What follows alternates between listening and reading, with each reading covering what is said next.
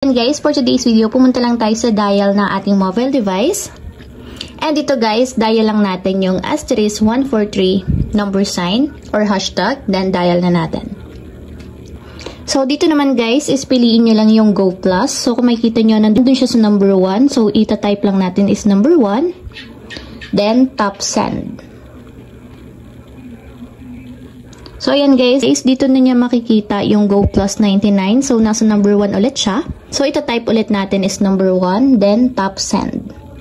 So, ayan guys, yung ating Go Plus 99 is merong 8GB for all sites plus 8GB for 5G or apps. So, meron din siyang only all net text for 7 days. So, plus a free voucher.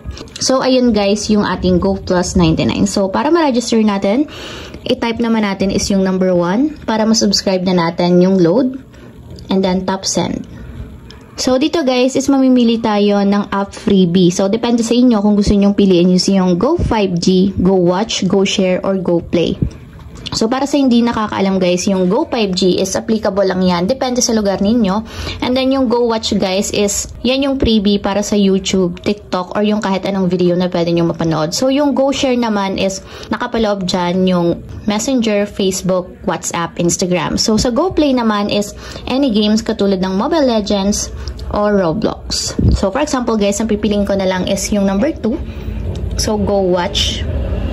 Type lang natin yung number 2 and then tap send. So yan guys, piliin ulit natin yung number 1 para ma-proceed na tayo sa load. And then tap send ulit.